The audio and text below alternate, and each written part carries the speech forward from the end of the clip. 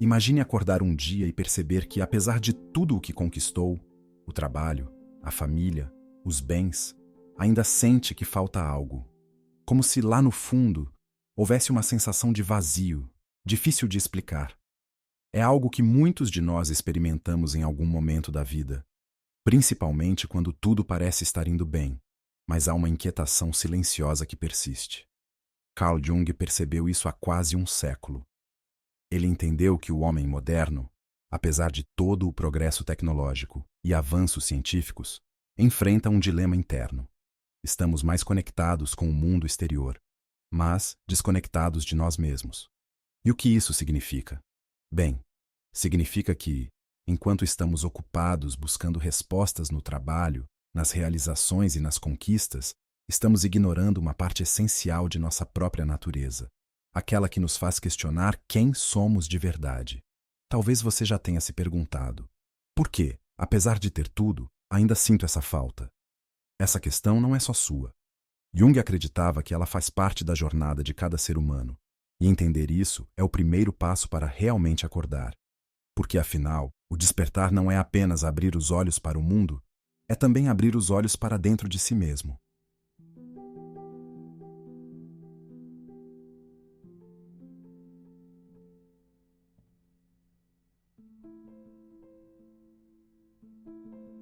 Pense em quantas noites você já passou sonhando. Algumas vezes, os sonhos são confusos, outras vezes, intensos. Mas na maioria das manhãs, você pode acordar e deixá-los escapar da memória como água entre os dedos. Agora, imagine se esses sonhos, que parecem aleatórios, fossem na verdade mensagens do seu inconsciente, tentando te dizer algo que você, desperto, ainda não percebeu. Carl Jung acreditava nisso. Para ele, os sonhos eram mais do que simples devaneios noturnos.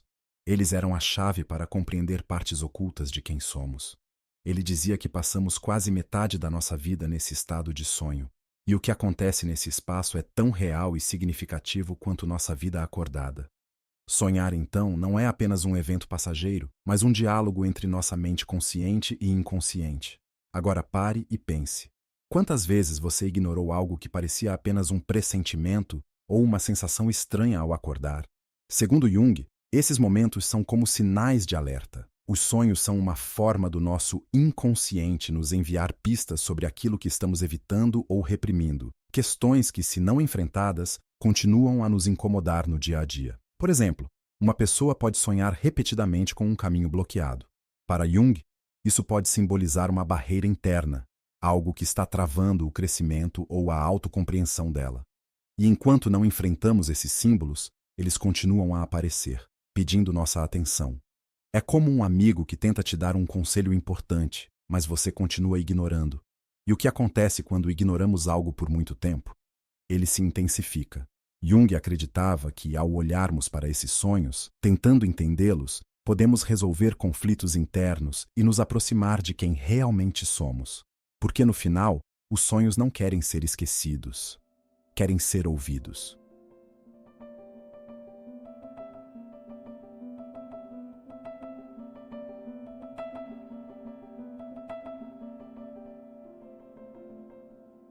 Carl Jung descreveu a jornada de autoconhecimento como um processo em 4 etapas, quase como uma viagem interna com diferentes paradas. E essas etapas, confissão, explicação, educação e transformação, não são lineares, mas parte de um ciclo contínuo de crescimento. A primeira etapa é a confissão. Pense em como, muitas vezes, guardamos dentro de nós sentimentos, erros ou traumas que parecem ser muito pesados para compartilhar. Jung acreditava que reconhecer e expressar essas partes de nós mesmos é o ponto de partida. É o momento em que deixamos de esconder quem somos de verdade. Quantas vezes você já sentiu aquele alívio após desabafar com alguém sobre algo que te incomodava? Confessar não é sobre pedir desculpas. É sobre se enxergar com honestidade, sem máscaras. Depois vem a explicação. Aqui é quando começamos a dar sentido ao que foi confessado. Não basta apenas dizer isso aconteceu comigo ou eu me sinto assim. Precisamos entender por quê. Por que agimos de certa maneira? Por que carregamos certos medos ou culpas? É como se estivéssemos juntando as peças de um quebra-cabeça, onde cada parte da nossa história ganha significado. Compreender o passado nos permite seguir adiante com clareza. Em seguida, temos a educação. Mas não é a educação no sentido tradicional. Não estamos falando de aprender matemática ou história. É sobre como usamos aquilo que aprendemos sobre nós mesmos para nos adaptarmos ao mundo. Como essa nova compreensão de quem somos influencia nossas relações, nossas decisões, nosso modo de ver a vida. Nesse ponto, começamos a reescrever nossas respostas diante das situações. As dificuldades que enfrentamos podem não desaparecer, mas agora lidamos com elas de uma forma diferente. E, finalmente, a transformação. Essa é a etapa mais delicada, porque a transformação é como uma metamorfose. Pense na borboleta. Para ela se transformar, o casulo precisa se romper. Algo precisa mudar. Algo precisa morrer para que outra coisa renasça. Essa transformação interior é quando deixamos de ser guiados pelos padrões antigos, pelos medos e bloqueios do passado, e nos permitimos ser alguém novo. Mas não é uma mudança que acontece de um dia para o outro. É uma construção, lenta e constante, de uma nova forma de viver. Essas 4 etapas não têm fim. A cada desafio, a cada nova fase da vida, voltamos a elas de uma forma ou de outra. Afinal, estamos sempre em movimento, sempre aprendendo, sempre mudando.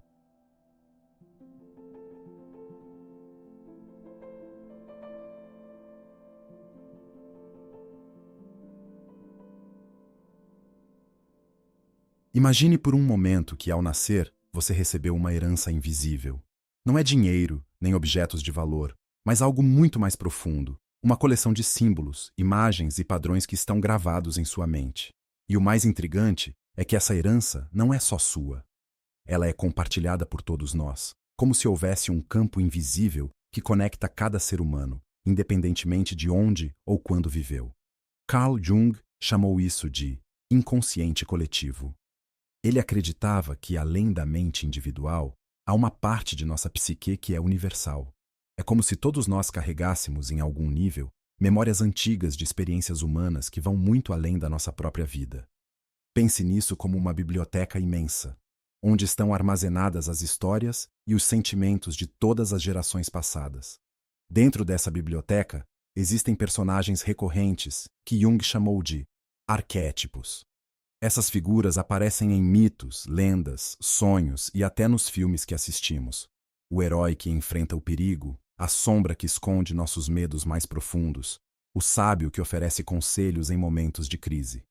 Todos eles são arquétipos, padrões universais que residem em nossas mentes e influenciam a maneira como vemos o mundo. Agora, pense por um instante em quantas vezes você já assistiu a uma história, talvez num filme, onde um herói relutante se ergue para enfrentar uma grande ameaça. Ou quantas vezes você se pegou lutando contra algo dentro de si mesmo, como uma sombra que te impede de ser quem você realmente quer ser. Esses arquétipos são parte da nossa estrutura mental. Não são apenas personagens fictícios. Eles refletem partes de nós mesmos. Por exemplo, o arquétipo da sombra representa tudo aquilo que escondemos, o lado que preferimos não mostrar. Mas o que acontece quando ignoramos essa sombra? Ela cresce. Jung dizia que, para sermos completos, precisamos aceitar e integrar esses aspectos sombrios, em vez de lutar contra eles. Outro arquétipo poderoso é o do Mage sábio. Aquela parte de nós que busca conhecimento e respostas mais profundas. Quantas vezes você já se pegou procurando por significado nas pequenas coisas?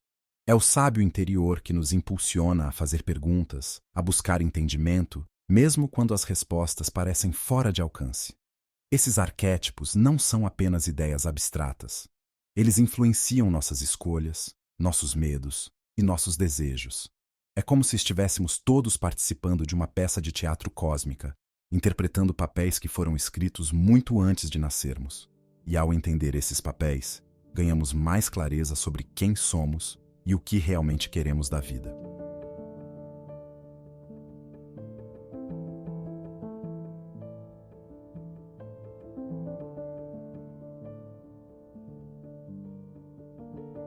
Você já parou para pensar por que algumas pessoas preferem o silêncio de um bom livro, enquanto outras parecem ganhar vida em meio a uma multidão? Carl Jung acreditava que isso vai além de uma simples questão de gosto pessoal. Para ele, essas diferenças fazem parte de dois grandes tipos de personalidade: a introversão e a extroversão. O introvertido é aquele que encontra sua energia no mundo interior. Ele prefere refletir antes de agir, ponderar antes de falar. É alguém que recarrega suas forças no silêncio, na solidão. Isso não significa que ele não gosta de pessoas, mas sim que precisa de tempo para si mesmo, para processar suas ideias e emoções. Se você já sentiu a necessidade de escapar para um lugar calmo depois de um dia cheio de interações, talvez esteja se conectando com seu lado introvertido. Do outro lado, temos o extrovertido. Esse é o tipo que se sente mais vivo em meio ao movimento, nas conversas e nas trocas de ideias. Para o extrovertido, o mundo exterior é um campo de exploração, onde cada interação traz novas possibilidades. Ele se alimenta da energia que vem do contato com os outros, e é aí que encontra sua motivação. Agora, Jung nos convida a olhar para dentro e perguntar: qual desses lados fala mais alto em mim? Porque, embora tenhamos tendências para um dos polos, todos carregamos um pouco dos dois. O segredo está em reconhecer como esses aspectos influenciam nossa maneira de viver.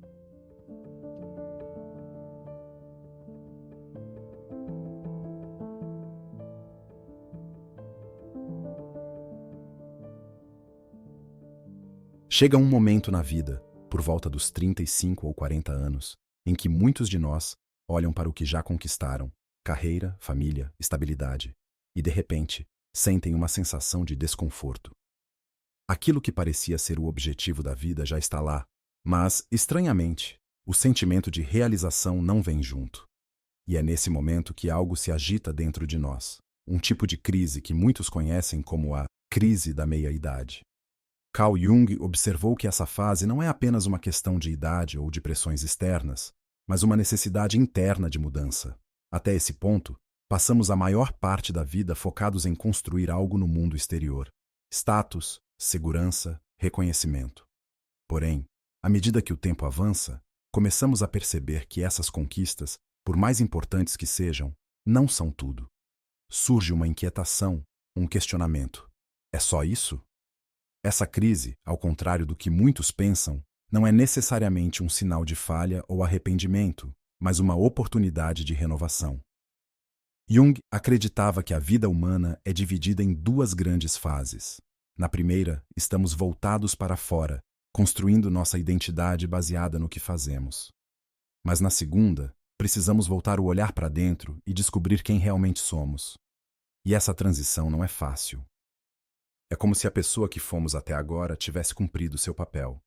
Agora, algo novo precisa nascer. Mas para isso, a versão antiga de nós mesmos tem que, de certa forma, morrer. Isso pode parecer assustador, mas Jung via essa morte simbólica como parte de um ciclo natural. É uma chance de deixar para trás o que não nos serve mais e buscar um novo sentido na vida. Pense na vida como uma árvore. Nos primeiros anos, ela cresce em altura, buscando o céu, mas com o tempo, ela começa a expandir suas raízes. Esse é o processo que vivemos na meia-idade. Deixamos de buscar apenas o sucesso exterior e começamos a explorar nossas profundezas, o que nos move por dentro. A crise da meia-idade, então, não é o fim de algo. É o começo de uma nova fase. Uma fase em que a busca não é mais pela acumulação, mas pela compreensão de si mesmo. A renovação não vem de fora, mas de um encontro íntimo com quem estamos nos tornando.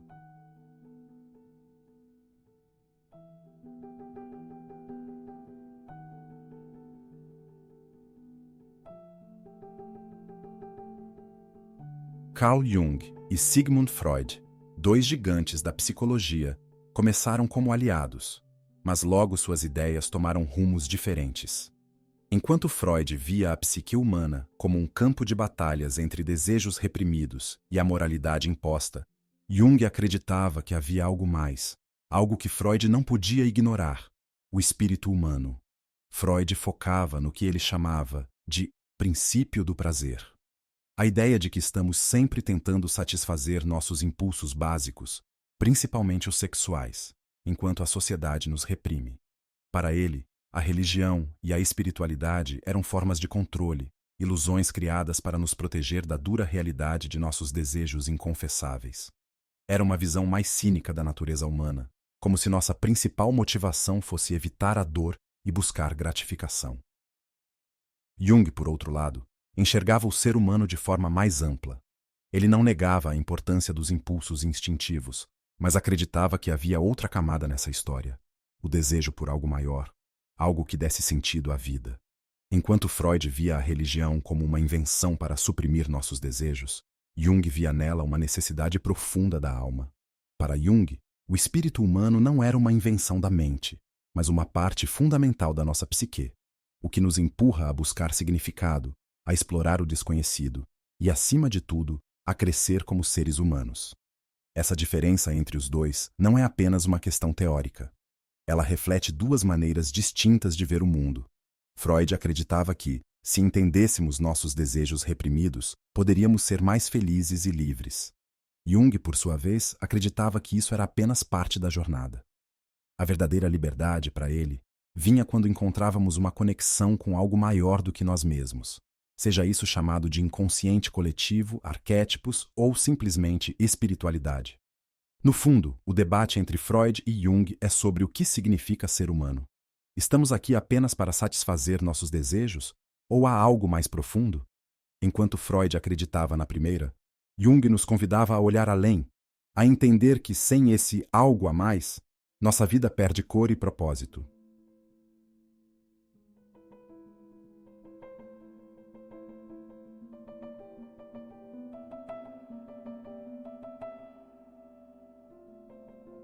Todos nós temos um lado que preferimos esconder, aquela parte que evitamos mostrar para os outros, e muitas vezes, até para nós mesmos. É a raiva que fingimos não sentir, os medos que enterramos ou os desejos que julgamos inadequados. Carl Jung chamou esse lado de sombra, e por mais que tentemos escondê-la, ela sempre está lá, agindo silenciosamente. Jung acreditava que negar a sombra é como tentar esconder uma ferida sem tratá-la.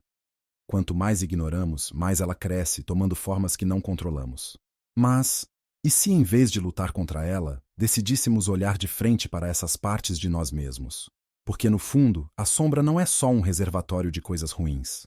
Ela também guarda nossa força, nossa criatividade e tudo aquilo que reprimimos por medo do julgamento. Pense em quantas vezes você já reagiu de uma forma que não esperava, como se algo dentro de você tivesse assumido o controle. Isso é a sombra em ação. Aceitar a sombra não significa abraçar o caos, mas reconhecer que ela é parte de quem somos.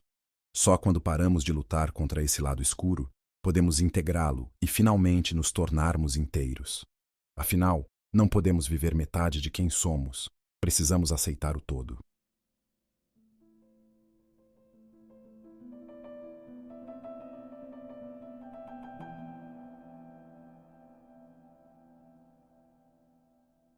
Chegamos a um ponto em que as questões que Carl Jung levantou sobre a alma humana são mais atuais do que nunca. Vivemos em um mundo cheio de distrações, de pressões externas, mas no fundo ainda carregamos as mesmas inquietações. Quem somos? O que realmente nos move? Jung nos lembra que, apesar de todos os avanços, a verdadeira jornada é para dentro.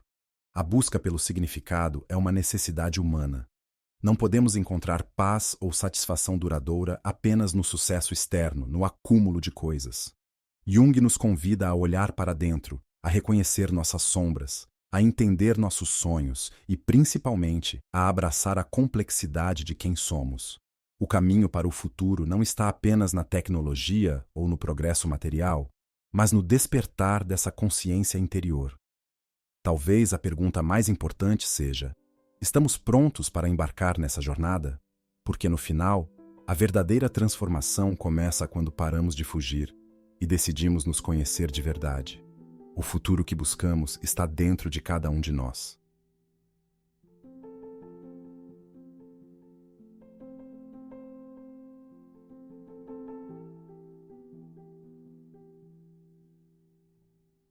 Se essa mensagem fez sentido para você, deixe seu comentário e compartilhe sua experiência. Não esqueça de se inscrever no canal e ativar o sininho para continuar explorando temas que nos ajudam a entender melhor quem realmente somos.